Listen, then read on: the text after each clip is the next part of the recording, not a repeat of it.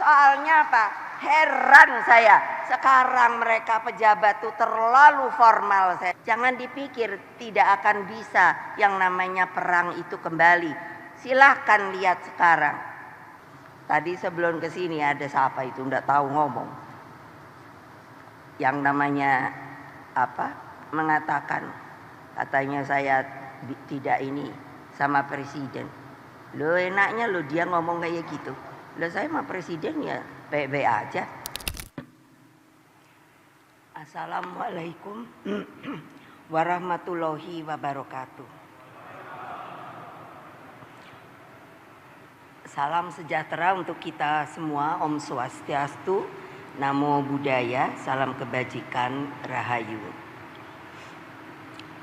Saudara-saudara sekalian, para hadirin yang saya hormati, sebelum saya memberikan pidato saya, karena tadi telah ditayangkan dan dikatakan bahwa saya mendapat tugas dari Presiden untuk menjadi Ketua Dewan Pembina Badan Pembinaan Ideologi Pancasila. Dan ketika saya telah dilantik, maka saya meminta kepada beliau, karena salah satu daripada dibentuknya BPIP itu adalah untuk mensosialisasikan secara benar sejarah isi daripada yang disebut Pancasila. Dan pada waktu itu saya mengatakan pada beliau bahwa saya minta untuk diizinkan kalau di dalam sebuah pertemuan sebelum upacara dimulai, maka kita untuk mengingat bahwa ideologi kita itu adalah Pancasila, maka dengan kata-kata salam Pancasila, maka tadi telah dipresentasikan. Jadi dengan segala hormat saya meminta, karena nanti juga akan dengan upacara akan diberikan duplikat bendera pusaka. Jadi mereka yang sekarang ini mau untuk datang untuk mendapatkan dari kami yang namanya duplikat bendera pusaka itu, juga untuk selalu di dalam upacara apapun saja mengatakan kepada para hadirin dan hadirat yang ada, membiasakan diri untuk memulainya dengan menyebut salam Pancasila.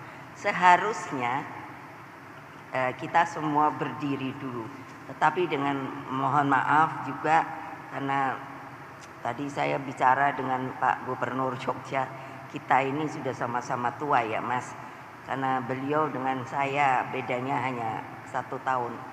Jadi kalau saya terserah, tapi duduk pun boleh. Kalau saya sebut salam Pancasila, tolong dijawab juga dengan salam Pancasila. Dan berikutnya, saya seringkali ketika saya mengatakan merdeka, saya disebut orang yang katanya begini, apalagi anak-anak muda, bilang, kenapa ya sudah merdeka Ibu Mega itu teriak-teriak merdeka.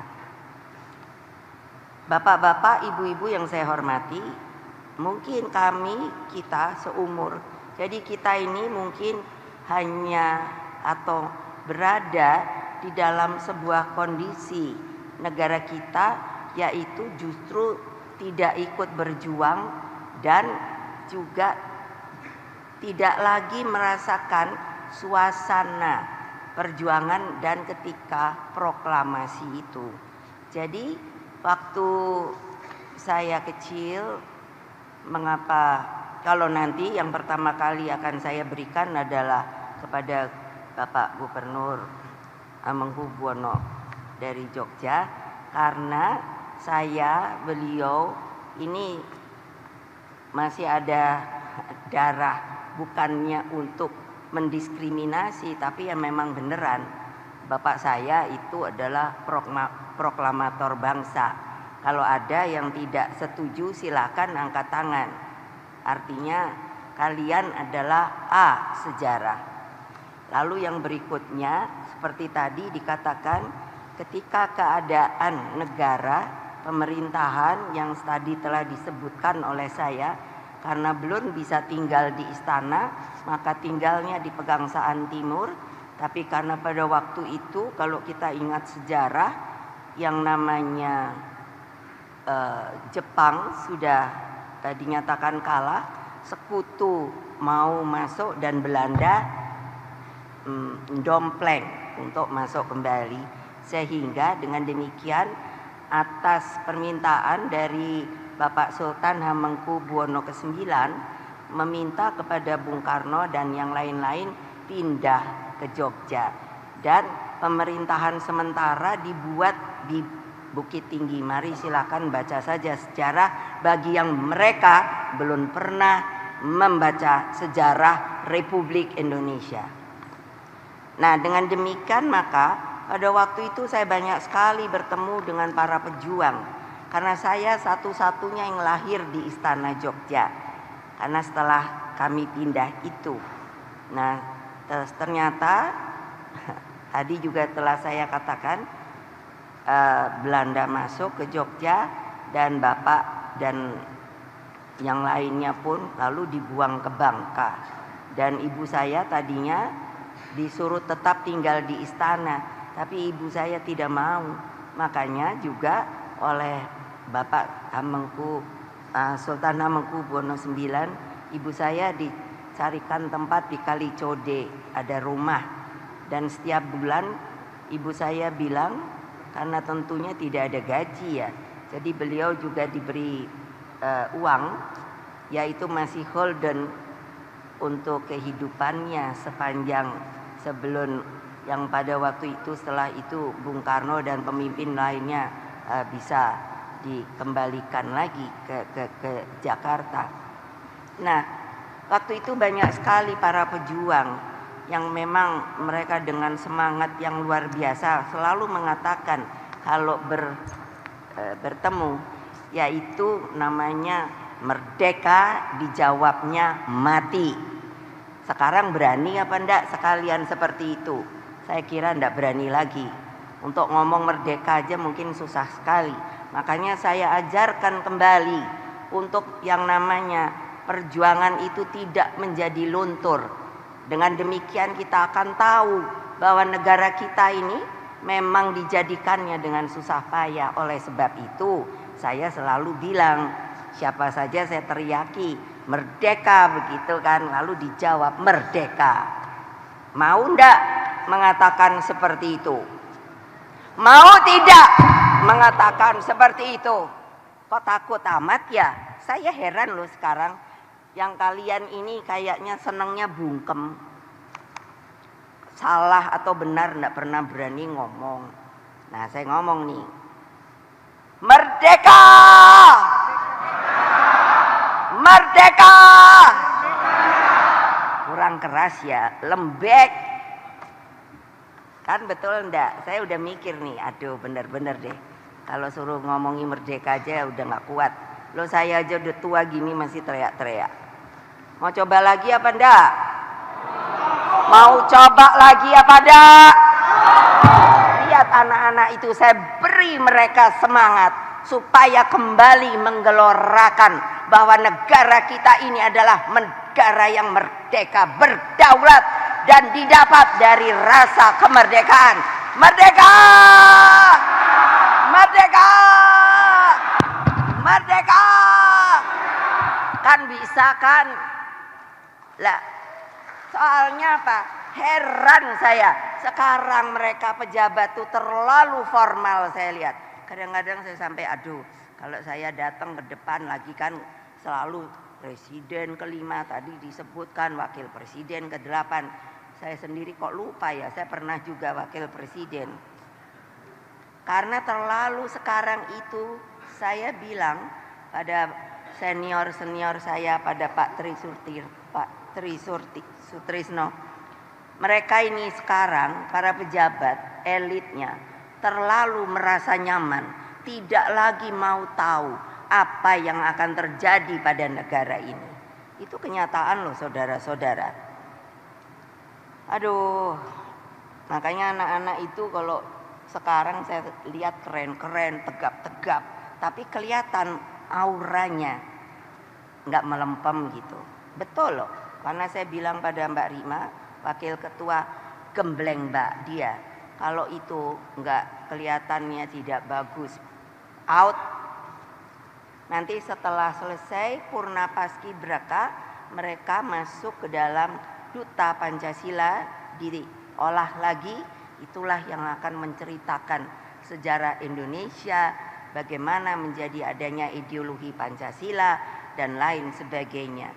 Karena kalau bukan kita sendiri yang menyayangi negara ini, yang mau berbakti pada negara ini, pada republik ini, pada bangsa ini, lalu siapa? Jangan dipikir tidak akan bisa yang namanya perang itu kembali. Silahkan lihat sekarang. Saya mengikuti terus yang namanya geopolitik. Keadaannya bisa saja. Ini Bapak dari Angkatan Laut. Yes. Coba bayangkan. Kalau nanti, kalau kita melempem, kalau one day, I don't know. Tapi saya berharap jangan. Ya, ini nanti karena apa? Suasana di Timur Tengah, saya perhatikan mudah-mudahanlah tidak akan bisa melebar. Nah, tadi telah disebutkan siapa sih yang bikin bendera, yang disebut bendera pusaka. Lalu kenapa sekarang harus jadi ada duplikat? Karena bendera pusakanya sudah tua dan disimpan. Saya sendiri sebenarnya tidak begitu mengetahui apakah ditaruh di Monas, karena rencana bapak saya membuat Monas dulu itu adalah karena ingin menaruh ada namanya ruang hening. Ruang hening itulah nanti ditaruh di situ. Dan saya juga ingin meminta bahwa ternyata ketika saya dijadikan Dewan Pembina di BPIP, saya suruh buka-buka dokumentasi arsip lama dan ditemukan bahwa memang betul bahwa Indonesia Raya itu dibuat oleh Bapak Rudolf W. Supratman, tapi ternyata 3 stansa. Kita terbiasa 1 stansa karena bapak saya membuat tiang bendera di istana itu beliau sendiri yang mengarang adalah 17 meter. Sehingga ketika kita nanti 17 untuk mengingat, jadi kalau dilihat tiangnya 17 meter, di situ ada bunga, itu diambil dari simbol bunga teratai, kelopaknya itu 8. Nah, itu 17.845. Jadi dengan demikian maka ketika menyanyikan lagu Indonesia Raya ternyata hanya bisa 1 stansa. Tapi yang sebenarnya adalah 3 stansa. Dan kalau kita resapi bapak-bapak, ibu-ibu yang terhormat, maka itulah yang disebut Indonesia Raya. Saya kemarin ketika di Perindo mengatakan sebenarnya kita harus selalu mengatakannya, bukan Indonesia Maju dan lain sebagainya. Itu pun baik, bukannya tidak. Tapi kita udah punya Indonesia Raya yang digambarkan oleh Bapak W. Rudolf Supratman. Di situ coba saya sampai suka nangis. Coba boleh resapkan. Situ ada doa. Meminta. Masa kalian yang sudah merasakan kemerdekaan itu lalu luluh, tidak lagi mau memikirkan apa yang akan terjadi kalau kalian sendiri tidak punya semangat kemerdekaan, maunya enak-enak saja, hanya berpikir bagaimana mendapatkan kekuasaan. Kalau setelah itu lalu kenyamanan, lalu bagaimana anak-anak kita yang masih kalau pergi ke daerah-daerah saya masih ada stunting dan lain sebagainya. Kemana hati nurani kalian? Wahai bapak-bapak, ibu-ibu yang sekarang sedang menjabat. Tolong pikirkan. Saya kalau pidato memang begini, tidak bisa kalau saya suruh lembek-lembek. Karena saya sendiri lalu mikir, hidup saya ini kalau lembek, kalau saya rasa saya sendiri tidak bisa menerima. Karena diajarkan oleh bukan hanya bapak ibu saya, kakek nenek saya, para pejuang dan lain sebagainya. Alhamdulillah saya ketemu, kalau mungkin ada dari kalangan tentara, dulu ada namanya TP, ada namanya TRIP, itu tentara pelajar, ada tentara Republik Indonesia Pelajar Bagian Jawa Timur. Itu semua saya tahu. Kalian pun sebenarnya harus demikian, mau tahu sejarah bangsa. Tapi tidak, mulai melupakan. Sehingga akhirnya kita akan menjadi sebuah negara, saya khawatir, negara yang lemah. Tidak punya kebanggaan kembali sebagai bangsa yang besar. Coba ya, kan saya tadi bilang nggak ada kemerdekaan Indonesia itu diberi. Nggak. Ribuan orang gugur pada peristiwa 10 November tahun 45 di Surabaya. 19 Oktober itu ada para pemuda naik ke Hotel Yamato untuk merobek bendera Belanda yang namanya merah, putih, biru. Dirobek. Sekarang masih ada nggak keberanian kayak gitu? Saya sendiri nggak tahu. Terus belum lagi, apakah lupa mereka yang datang dari Sulawesi itu kayak apa yang namanya kekejaman Westerling pada tahun 1946-47 itu masakre di Sulawesi Selatan. Masa sama sekali seperti menjadi debu. Lalu coba kalian pergi ke TMP, Taman Makam Pahlawan. Saya orang alhamdulillah sudah pergi ke seluruh Indonesia. Bukan hanya kota-kotanya, kampung dan desa. Saya jalani, saya ingin tahu seperti apa Indonesia Raya itu.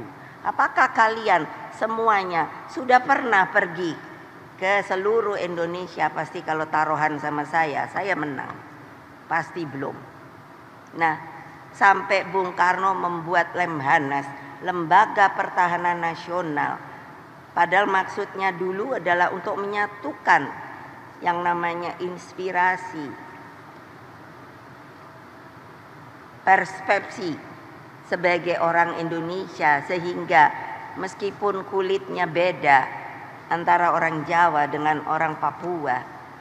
Ada kemarin yang datang kepada saya yang anak dari Wamena. Beliau anak itu kaget. Namanya siapa Mbak Rima? Yang dari Wamena? Ya? Lili. Nah, dia kaget ketika kamu dari mana kan? Dari Wamena. Saya kalau dari timur itu dipanggilnya Mama. Oh, saya sudah ke Wamena. Kamu pernah makan belum? Namanya udang selingkuh. Kaget dia. Kok Mama tahu udang selingkuh ya? Ada. Sudahkah kalian pernah makan udang selingkuh? Angkat tangan. Namanya udang selingkuh. Adanya di sungai apa itu? Besar. Coba bayangkan. Jangan hanya ingin pergi ke luar negeri saja. Datanglah ke seluruh daerah. 38 provinsi, saudara-saudara. Coba bayangkan. Masa hanya begitu saja tidak mau untuk melihat republik kita yang tercinta. Lalu bagaimana? Apakah hanya ingin mendapatkan kuasa hanya dengan mendatangkan menjadi pejabat? Nonsens. Nggak langgeng. Bayangkan di TMP saya bawa anak-anak saya, cucu-cucu saya untuk nyekar. Dan saya suruh cari yang pertama adalah apa? Nisan tanpa nama. Coba boleh dicari. Ada. Sampai mereka, itulah yang saya bikin untuk menimbulkan semangat. Bertanya mereka, kenapa mereka tidak ada nama yang lain? Ada nama. Karena mereka bakti itu tidak bisa dibeli, tidak bisa dijual. Mereka rela berkorban tanpa nama. Silakan, pergilah ke TMP sini. Kalau tidak ketemu ada.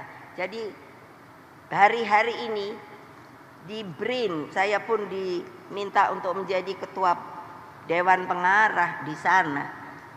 Saya suruh bagaimana ya untuk melihat kerangka lagi yang mereka tidak bernama, karena sekarang dengan ilmu teknologi sudah bisa dengan melihat DNA-nya. Tapi lalu mereka bilang, saintisnya, ibu bagaimana mau dicari, namanya aja nggak tahu.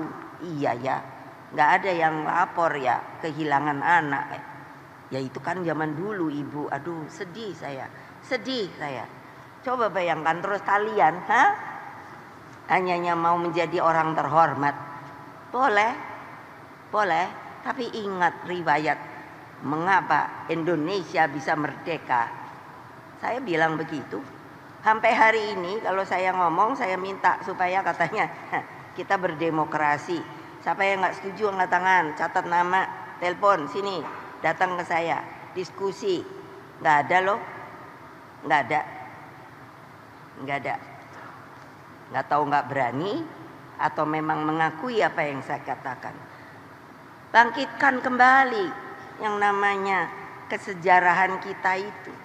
Angkatan laut, angkatan udara. Saya tahu Laksamana pertama adalah Bapak Subiakto. Betul apa tidak? Saya kenal pribadi. Ayo, ceritanya saya tahu. Istrinya adalah Ibu Rahmi. Ibu Rahmi itu siapa? Istrinya Pak Hatta. Saya kenal.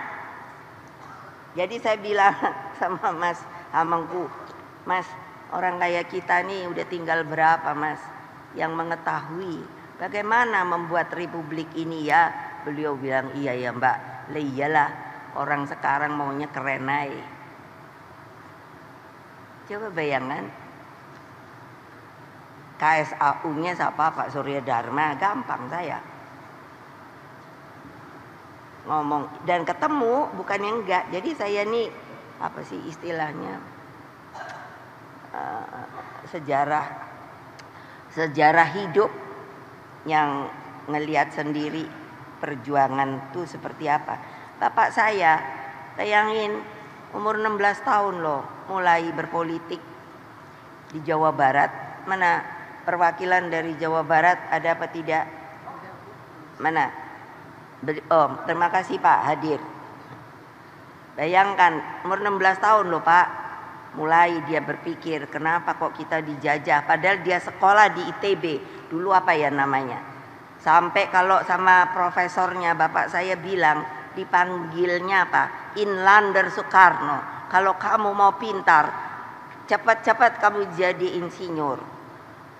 Gitu. Inlander, tahu nggak Inlander? Seperti orang yang inlander apa ya, tidak diakui. Bayangkan dia sudah tahu keluar masuk penjara, dibuang ND, Bengkulu, Bangka, Kerapat. Coba bayangkan, suka miskin itu langganannya.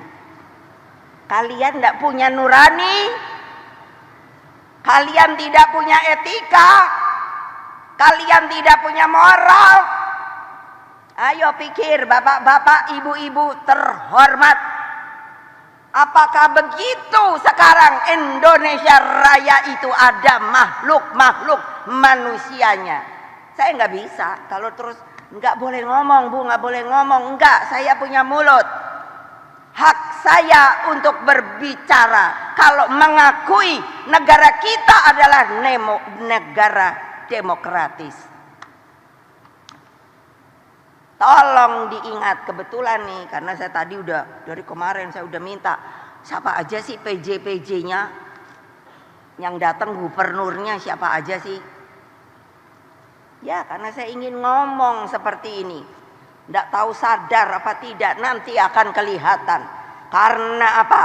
Di dalam Undang-Undang Dasar Republik Indonesia tahun 1945, setiap warga negara mempunyai hak yang sama. Kalau saya salah ngomong, tidak laki, tidak perempuan. Jadi artinya jangan ya macam-macam. Ya dong. Gimana sih udah diberi hak yang sama? Tidak ada dari presiden sampai kaum papa. Haknya sama. Ingat, begitu juga dalam pemilu langsung haknya sama. Jadi berikan kepada rakyat hak mereka. Jadi kalian, saya minta sungguh-sungguh, jangan tidak netral. Jangan tidak netral. Saya akan tahu kok. Tapi saya gini loh. Saya elus dada saya. Tadi sebelum kesini ada siapa itu enggak tahu ngomong. Yang namanya apa? Mengatakan katanya saya tidak ini sama presiden. Lo enaknya lo dia ngomong kayak gitu. Lo saya sama presiden ya baik-baik aja.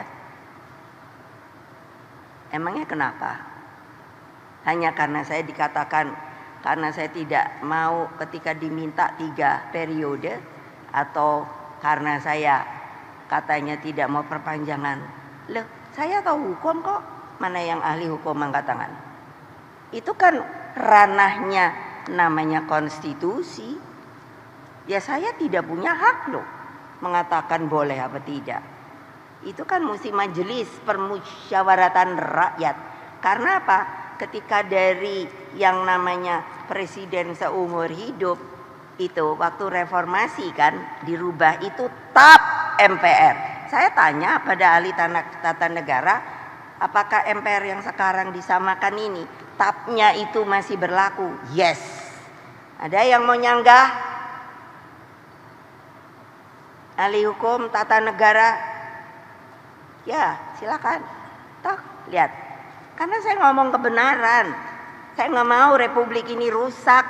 Dan rusaknya oleh kalian sendiri, orang Indonesia yang sudah tidak merasa lagi yang namanya kita harus bergotong royong, harus kekeluargaan. Tidak ada lagi yang namanya Bhinneka Tunggal Ika. Gimana ya? Terus kalian mau jadi apa? Elit aja. Wah, kalau udah dibilang elit luar biasa.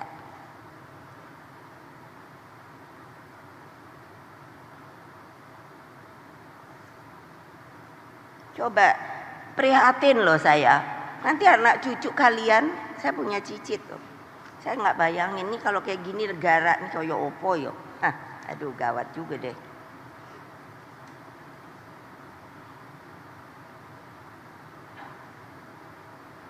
Bayangkan ya, coba ya, bukan saya menyanjung bapak saya sebagai bapak, tentu sebagai bapak saya sangat hormati.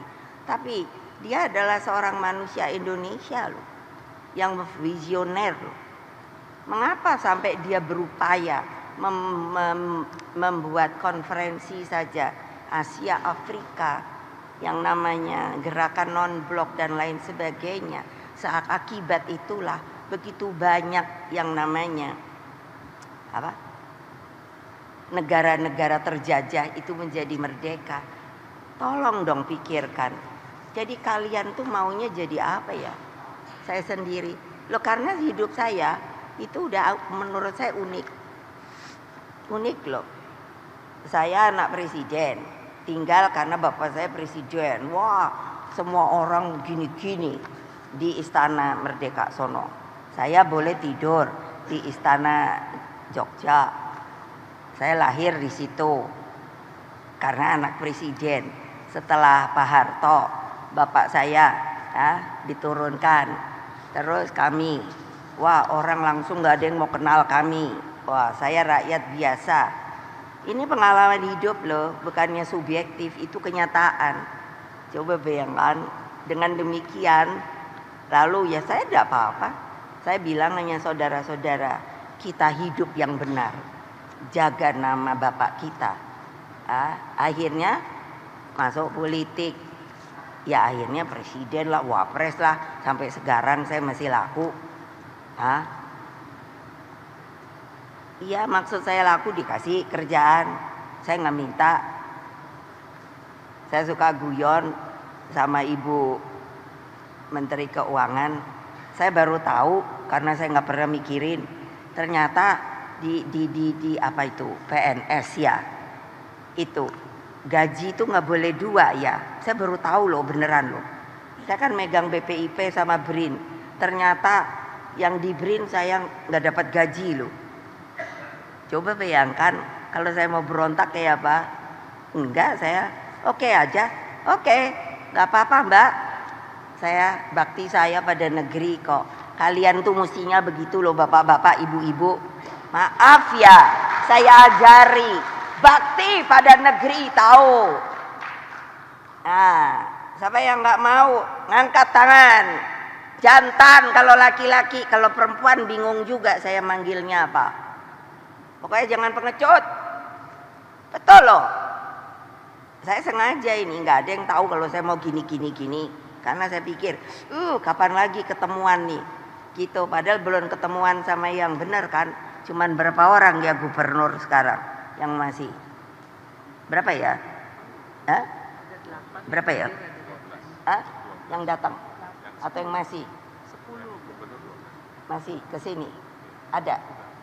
Bukan, ada. Atau diwakili? 10 Bu yang ada. Lah ya, yang lain kan PJ kan? 14 PJ.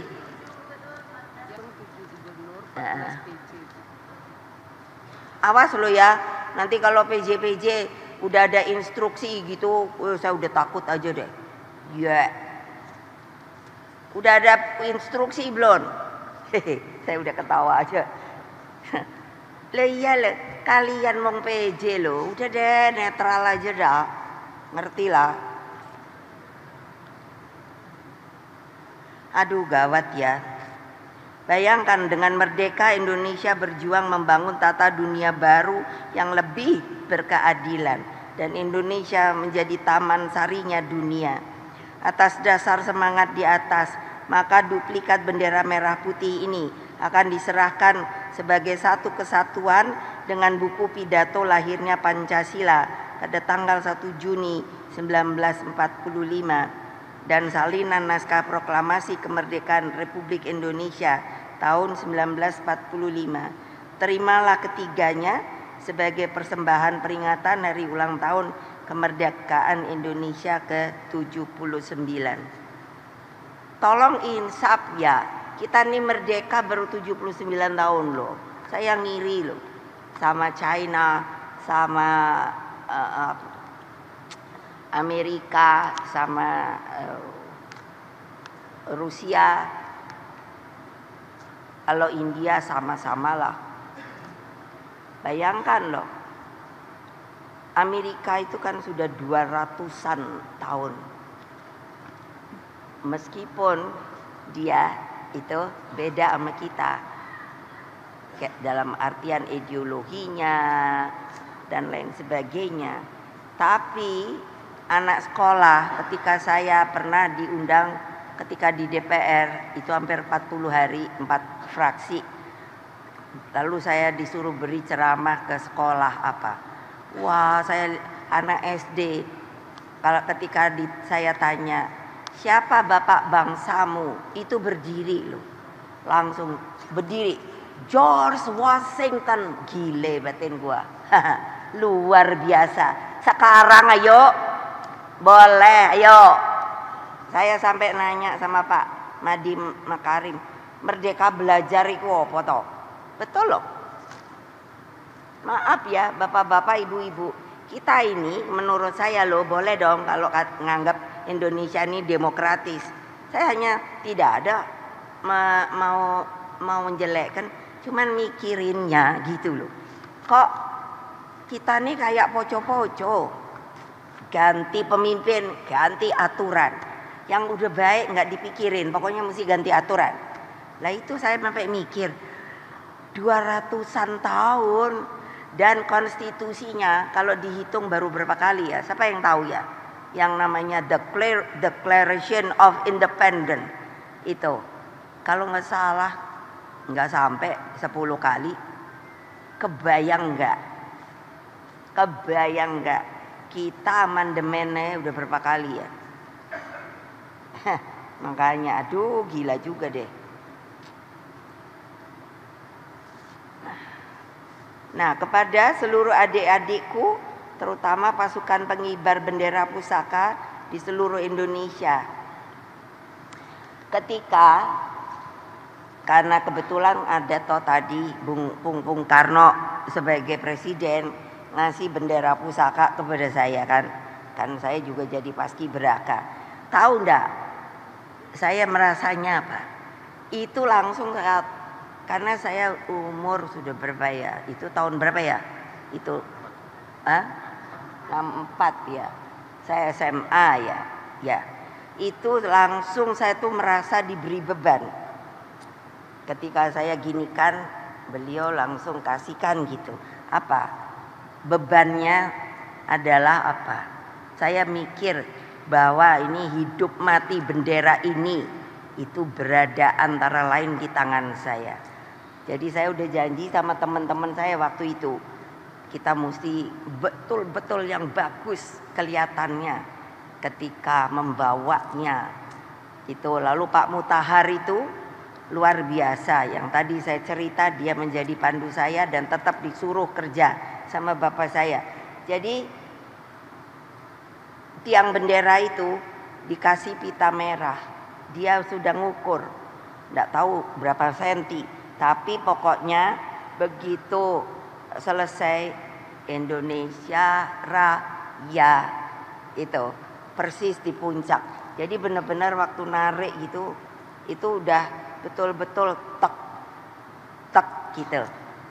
Coba bayangkan, terus kita tuh yang bawa rasanya di sininya tuh waduh apa ya, mongkok tuh apa ya, buangganya dan merasa gitu, apa ya, aku bakti pada negeri gitu. Kalau ngelihat kayak gini-gini sih rasanya sorry, tapi bukan salah kalian kalau menjadi produk kayak gini. Bapak ibu kalian itu loh. Karena saya menghitungnya juga Pak Harto tuh 32 tahun loh. Ya. Jadi dari 6. Jadi gini bapak saya loh, nanti jangan dipikir saya yang provokator. Bapak saya nanya, beliau itu kan nggak tahu, hanya disuruh aja, ada perintahnya juga dari siapa saya nggak tahu. Presiden Republik Indonesia loh.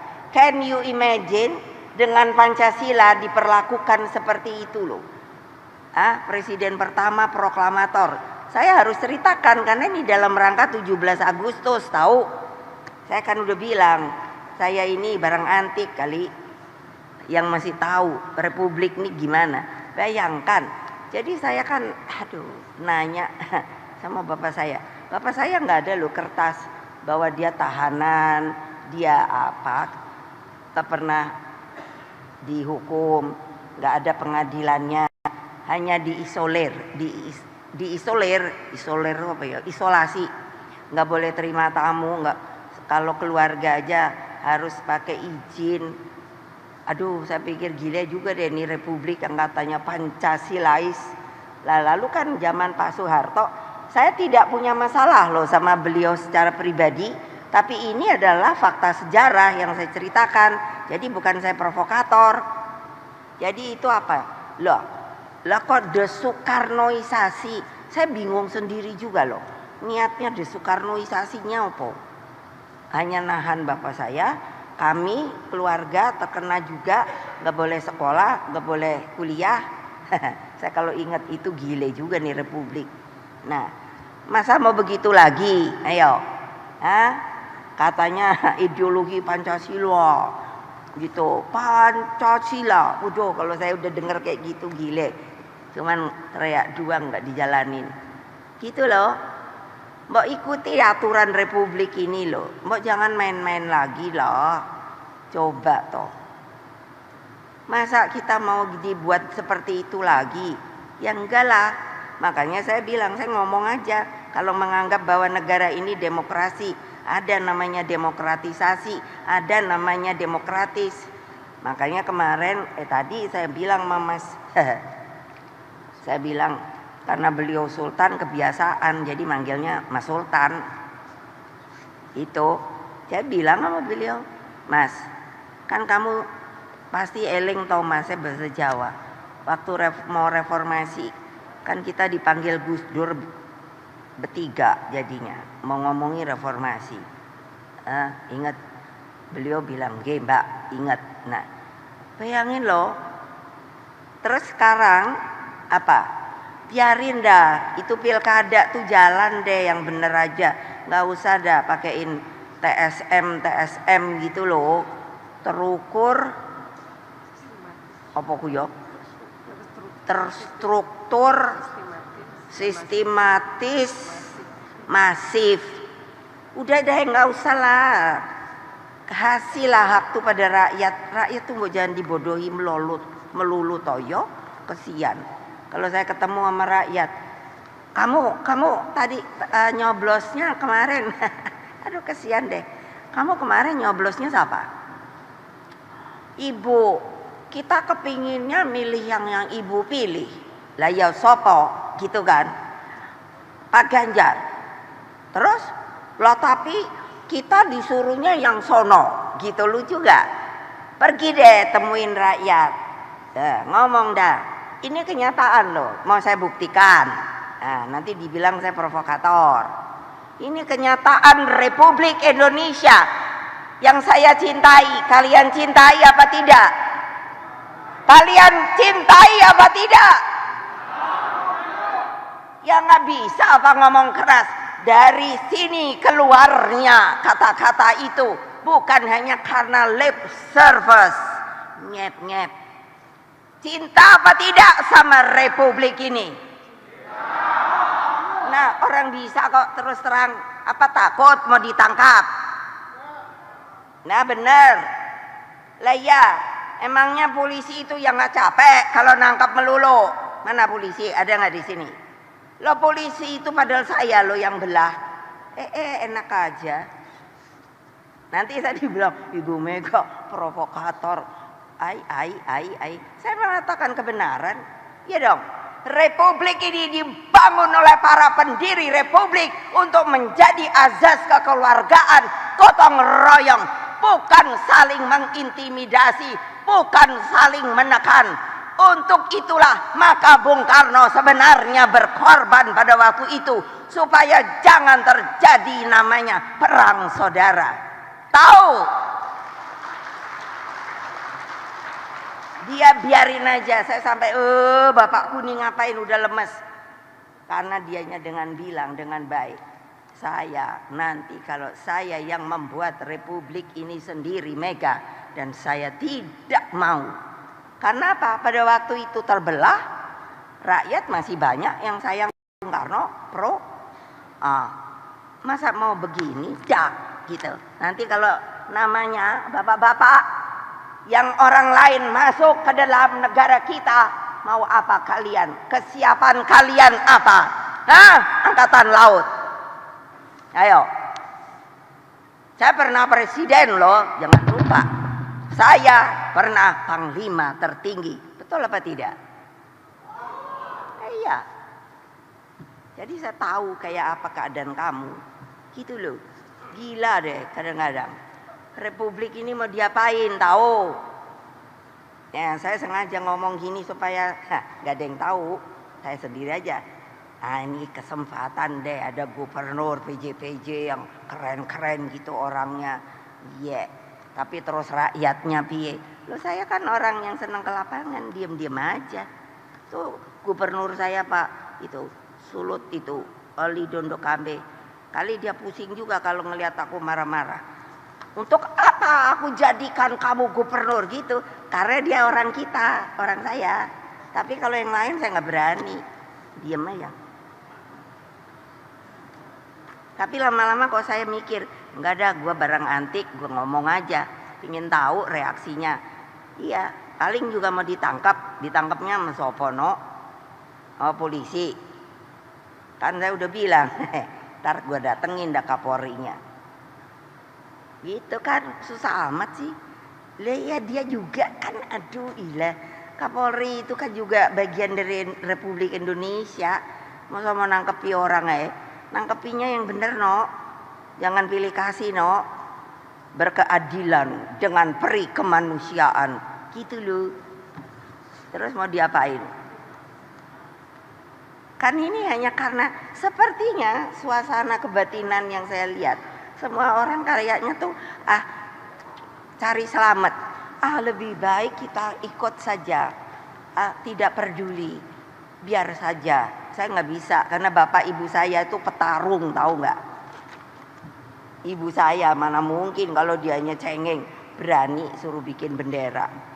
Ayo, pikir mana ibu-ibu tuh. Pikir. Nah, udah ya kebanyakan.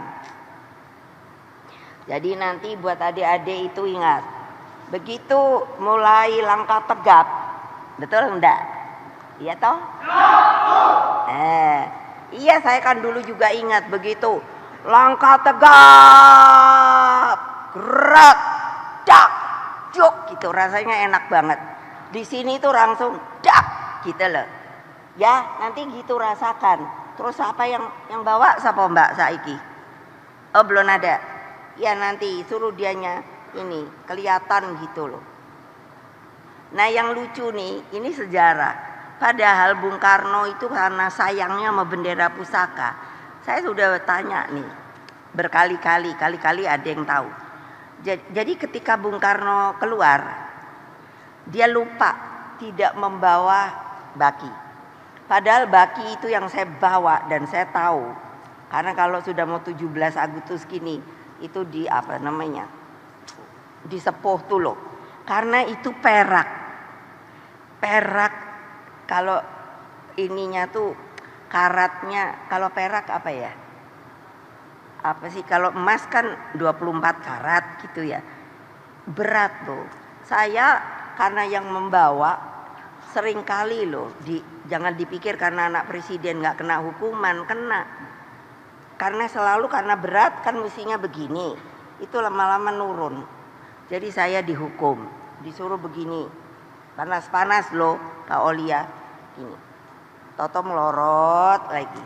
Hai, kapan habisnya nih hukuman, suruh naik lagi.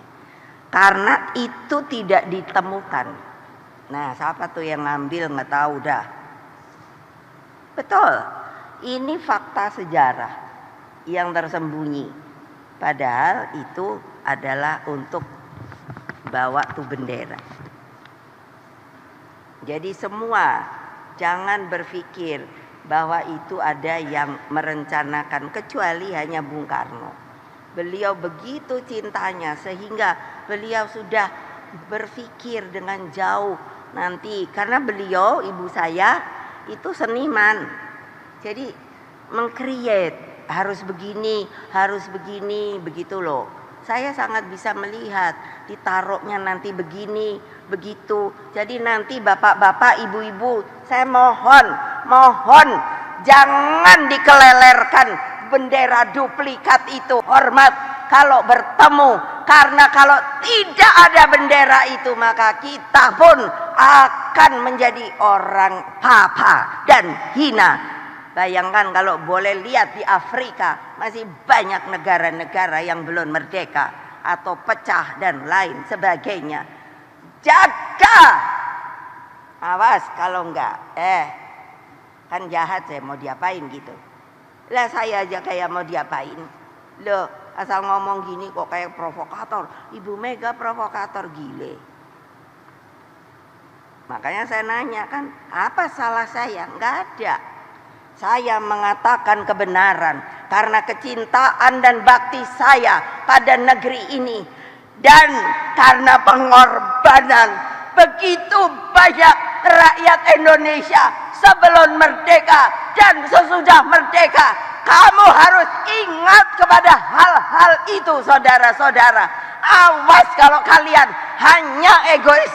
Awas kalau kalian hanya maunya untuk keenakan diri sendiri dan keluarga kalian. Demikian, terima kasih. Wassalamualaikum warahmatullahi wabarakatuh. Salam Pancasila. Merdeka! Merdeka! Merdeka! Terima kasih kepada Ibu Ketua Dewan Pengarah BPIP atas arahannya. Dan selanjutnya